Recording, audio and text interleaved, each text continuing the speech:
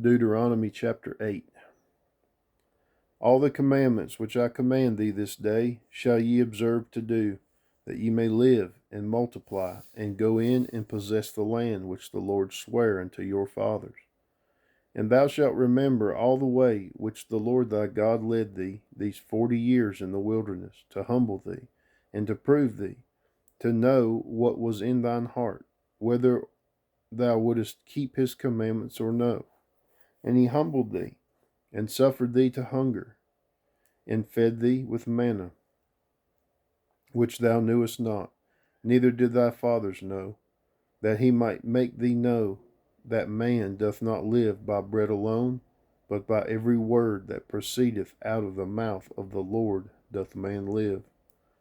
The raiment waxed not old upon thee, neither did thy foot swell these 40 years.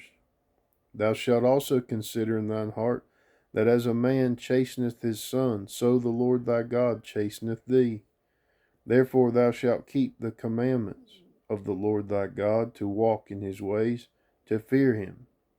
For the Lord thy God bringeth thee into a good land, a land of brooks of water, of fountains and depths that spring out of valleys and hills, a land of wheat and barley and vines and fig trees and pomegranates, a land of olive oil and honey, a land wherein thou shalt eat bread without scarceness, thou shalt not lack anything in it, a land whose stones are iron, and out of whose hills thou mayest dig brass. When thou hast eaten and art full, then thou shalt bless the Lord thy God for the good land which he hath given thee. Beware that thou forget not the Lord thy God in not keeping his commandments, and his judgments, and his statutes, which I command thee this day. Lest when thou hast eaten and art full, and hast built goodly houses and dwelt therein, and when thy herds and thy flocks multiply, and thy silver and thy gold is multiplied, and all that thou hast is multiplied, then thine heart be lifted up, and thou forget the Lord thy God, which brought thee forth out of the land of Egypt from the house of bondage, who led thee through that great and terrible wilderness, wherein were fiery serpents and scorpions and drought, where there was no water, who brought thee forth water out of the rock of flint,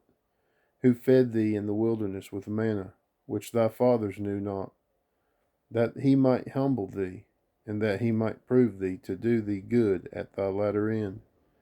And thou say in thine heart, my power and the might of mine hand hath gotten me this wealth.